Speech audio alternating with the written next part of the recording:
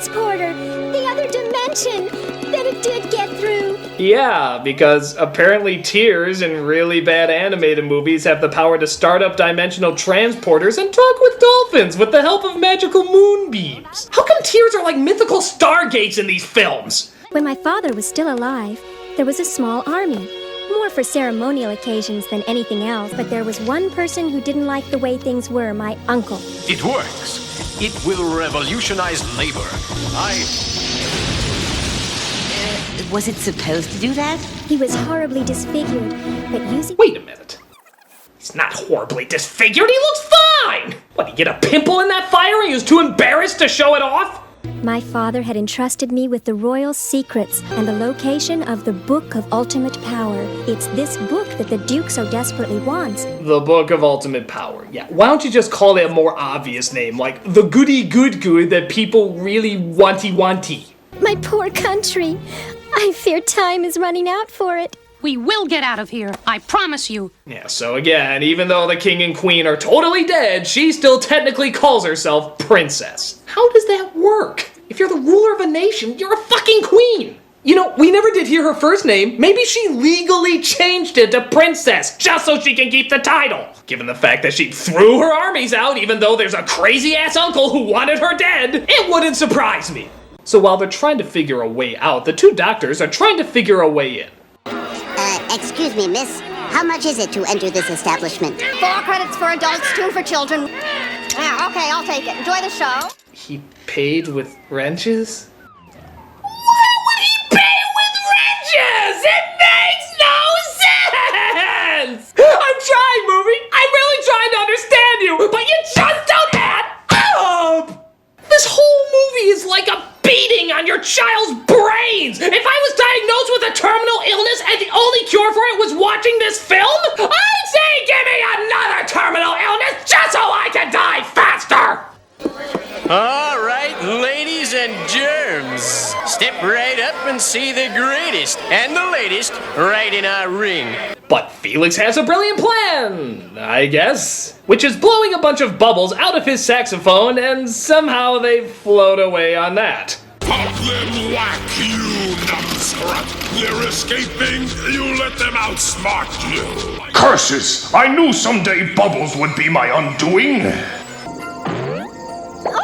So they get away along with Stinky Pete, who I guess is a good guy now. But the Skittles Electric Parade is on the go, and they have to get a move on. So they come across the professors who are trying to steal the bag, but Felix steals it right back.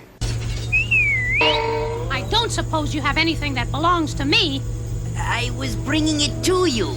Wow, so they were really essential to the story. Give me the bag. No. Okay. So they come across a hare forest. I'm not questioning it, why should you? But even more strange creatures come to do strange things.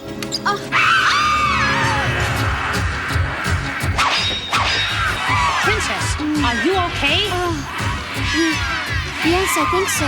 Oh, that one pussy scream really seemed to take a lot out of me. It's the headhunter. It's like if Dr. Seuss really hated children and wanted to give parents a way of punishing them without necessarily beating them. And yet the psychological scars would still be the same.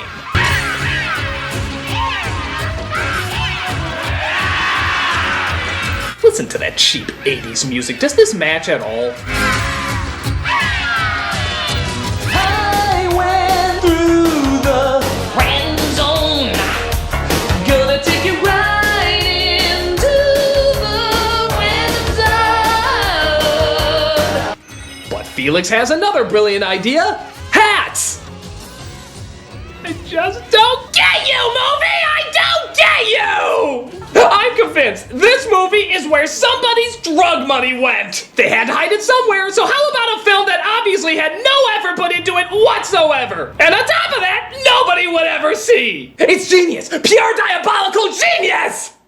Oh, thank God we're almost at the end. Okay. So the uncle comes across our heroes and forces them to show where the Book of Power is. What is this? Some kind of joke? Truth? Love?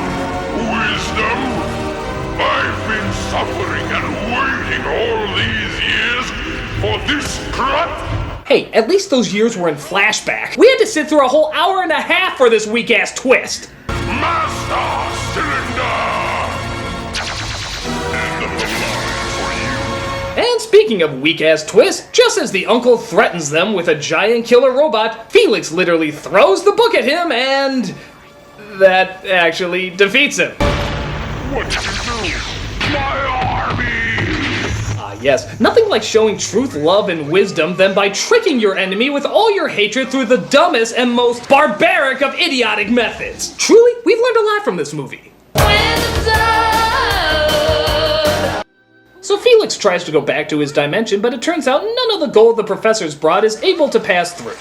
But I have a feeling that your gold will pass through the Demence Porter. But, Princess, I don't have any gold. You're wrong, Felix.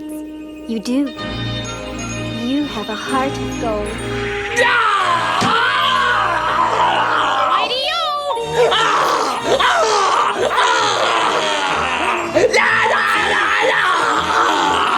Oh, fuck you decapitated Macy's Day balloon! You are shit on a dick! This movie! I mean, my God!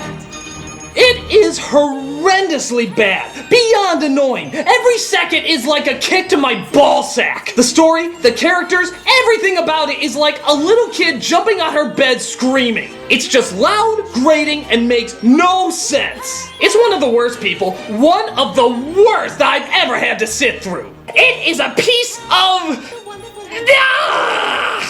There are no words to describe it. There's only one single, solitary image. Thank you. I'm the Nostalgia Critic. Run, my children! Run! You're free! Flee this horrible cauldron of ass! Ah!